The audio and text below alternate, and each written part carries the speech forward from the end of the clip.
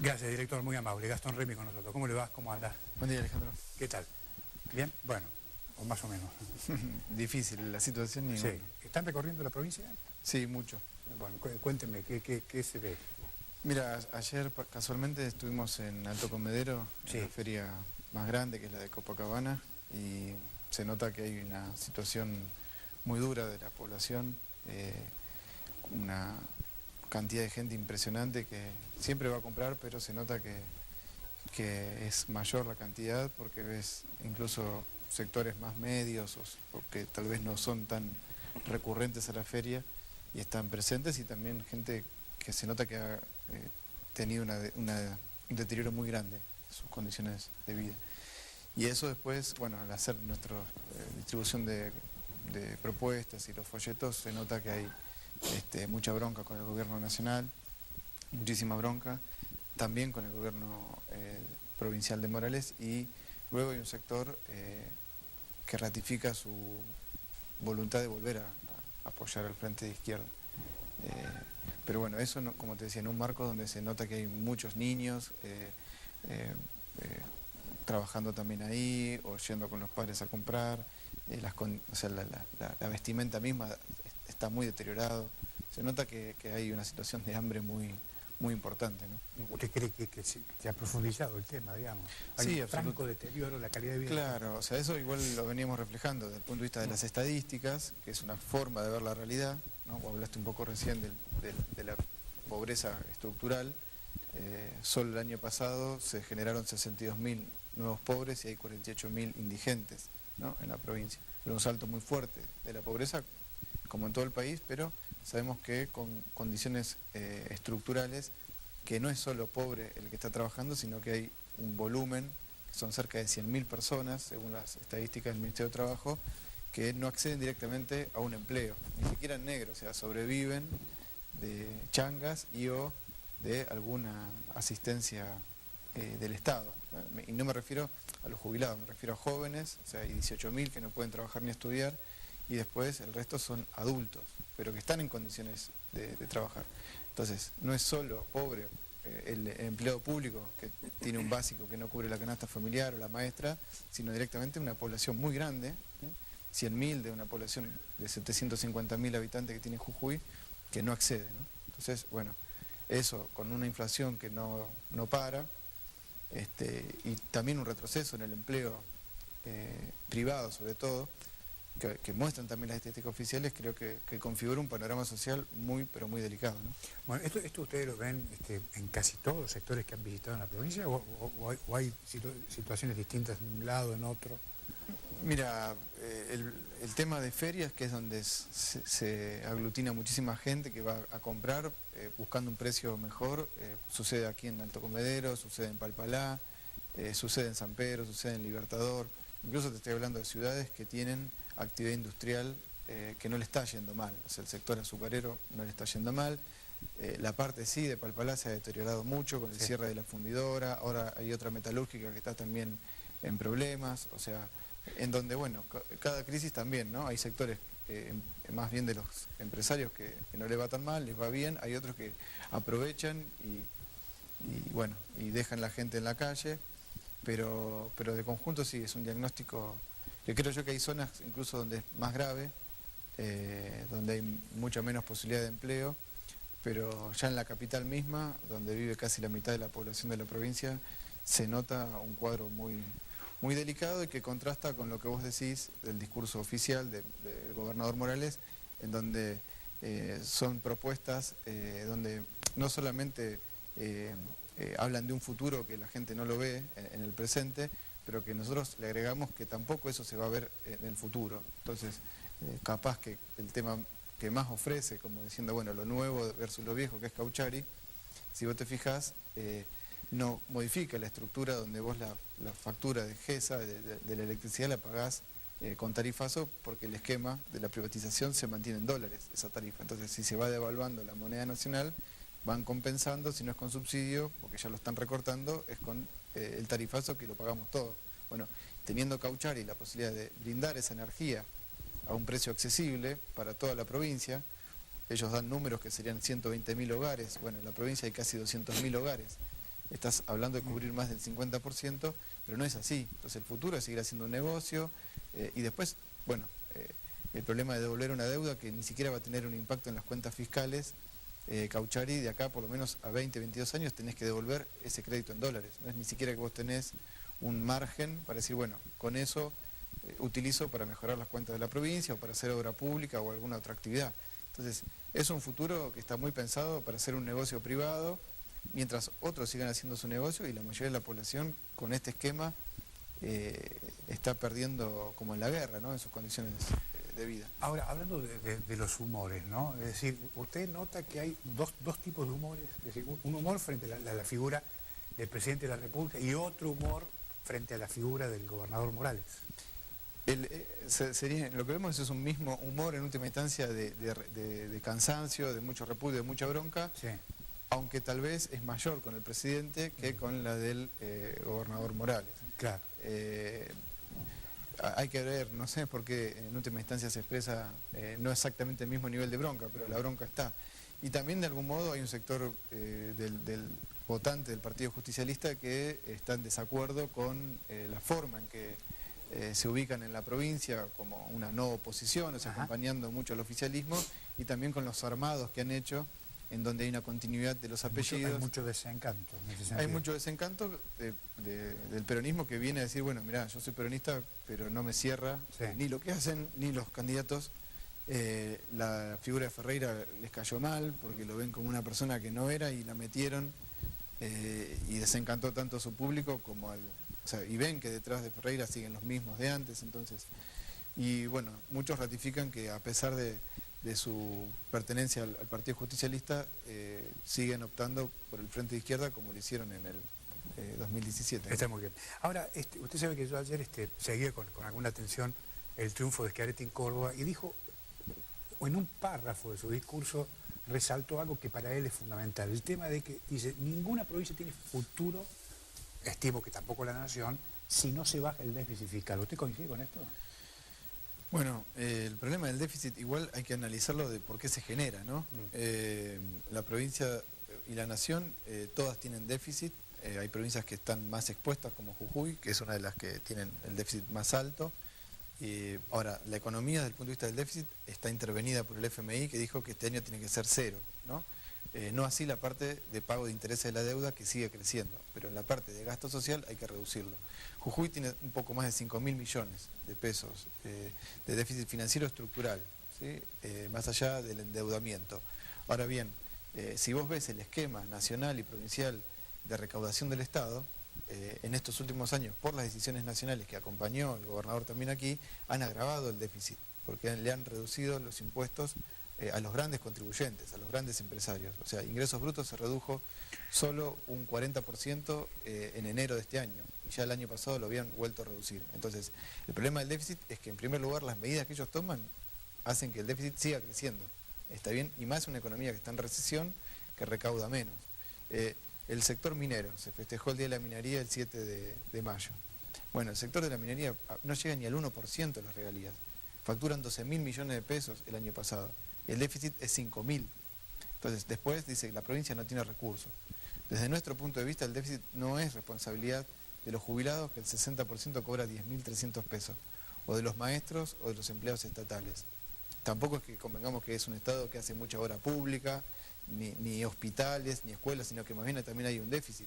Entonces, en Jujuy más bien es una caja donde no solo se mantienen esos privilegios, ¿no? de los funcionarios, los 25 familiares del gobernador que ya en los debates que tuvimos televisivos, sus funcionarios los defienden, pero no solamente esos privilegios o de los diputados, ¿no? y jueces, sino que sobre todo es un presupuesto pequeño desde el punto de vista de la riqueza que se genera en la provincia, pero los impuestos que se cobran a esas grandes generaciones de riqueza son ínfimos. Ahora, entonces, no hay forma que te dé positivo, a eso me refiero, que se podría tener un superávit incluso, pero desde el punto de vista técnico. Sí, desde el punto de vista técnico. ¿Se puede crecer con déficit o no? No, sí. Estados Unidos tiene el déficit más grande fiscal del mundo. Sí. Y justamente incluso hasta reducción de impuestos a los empresarios, de las cuales estamos en contra, pero Trump lo tomó, tiene el déficit más grande fiscal del mundo y ha logrado... Bueno, pero es manejable ese déficit por la capacidad de recaudación que tiene también. No, pero, es Estados Unidos y controla las finanzas del mundo. Sí. Pero te quiero decir Sí. que hay estados que funcionan y el problema es, el del déficit no es tanto si lo tenés o no lo tenés, sino por qué se genera. Insisto, acá no es que se genera porque se gasta mucho, es que se genera porque en primer lugar se recauda poco. Sí. Y la principal fuente de recaudación no son los grandes generadores de riqueza, sino que somos todos los trabajadores. El principal impuesto de recaudación nacional es el IVA. Y lo pagamos todos por igual, seas rico, seas pobre, pagás 21%. ¿Está bien?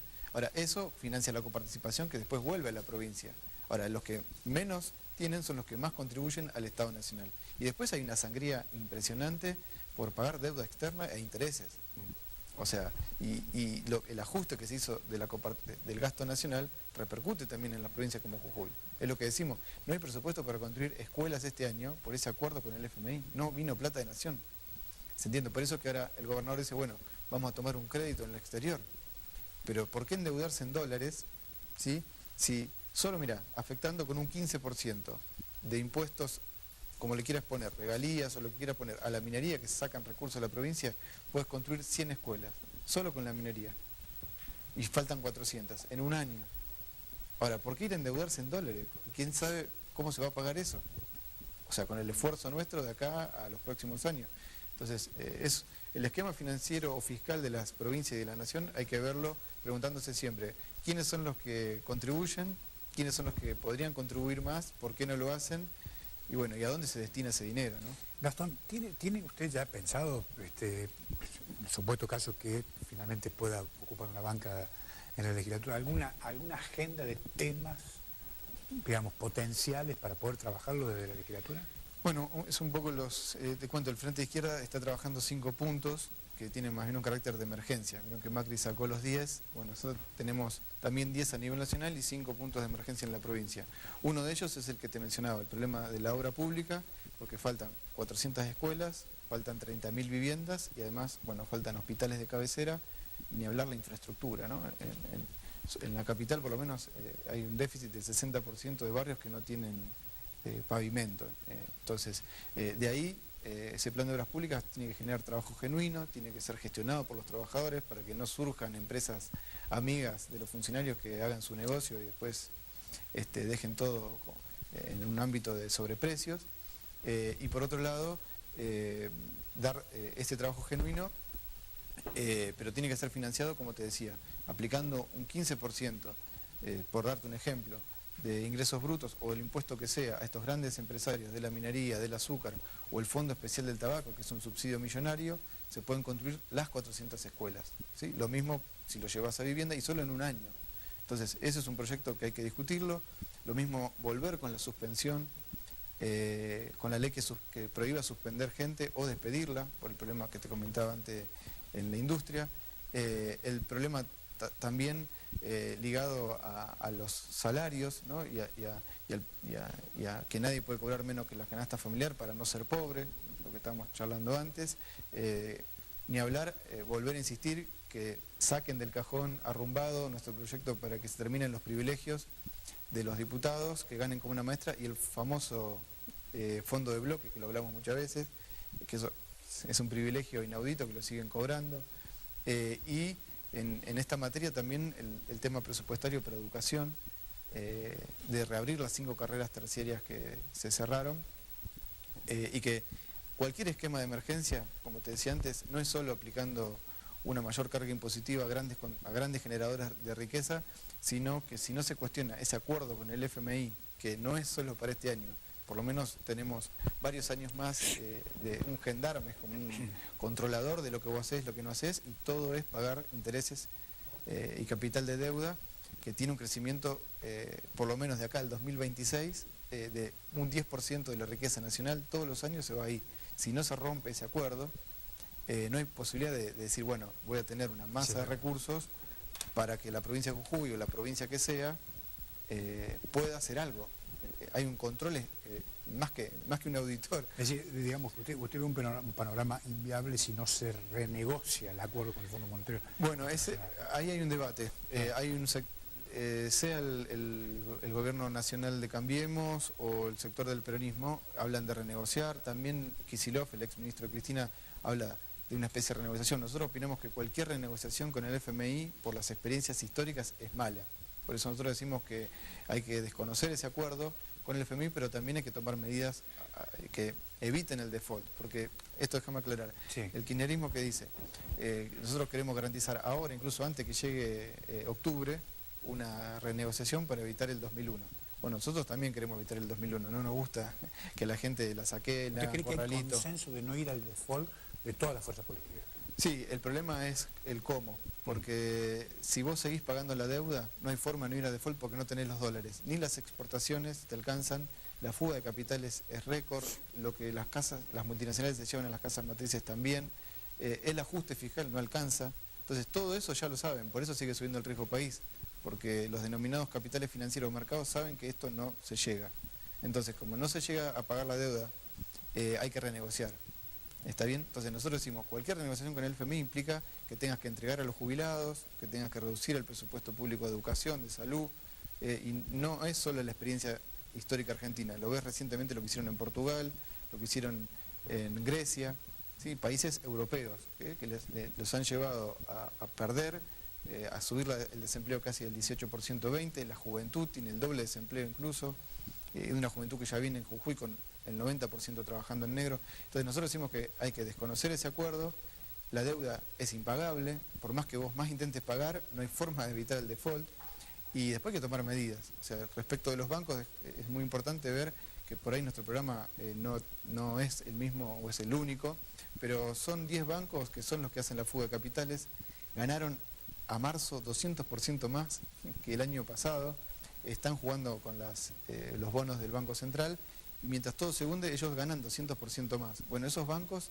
que hacen la fuga hay que nacionalizarlos, hay que hacer un banco único que le dé crédito al pequeño productor, que no evitar una confiscación nueva, un nuevo corralito de depósitos, y que dé crédito barato y frene la fuga, porque la fuga no se va por un barco o por un avión, son los bancos los que sacan los dólares del sistema financiero argentino, y eso después, bueno, significa que no tengas ahorro nacional y que no puedas proponerte ningún proyecto soberano. Entonces, es un mecanismo entre la deuda y la fuga de capitales hecha por los bancos y los acreedores, que si no lo cortás, te quitan el futuro, ¿no? ¿Usted cree que, digamos, este nuevo ciclo que se va a iniciar en la legislatura a partir de diciembre va a ser distinto a lo que venimos viendo?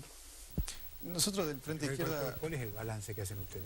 Consideramos que el primer año de bancas con Alejandro Vilca, con Natalia Morales y Eduardo Hernández ha sido muy favorable porque se dijeron cosas que no se decían nunca. O sea, desde el fondo de bloque lo charlamos, del año 97, esa dieta extra que cobran en negro, bueno, hasta apoyar que no haya despidos en la provincia, que no se permitan suspensiones de gente, o también acompañar cada reclamo, eso no se hacía. Entonces, eso hay que profundizarlo, hay que fortalecerlo y hay que tener más legisladores, más concejales, porque también en los consejos se demostró necesario.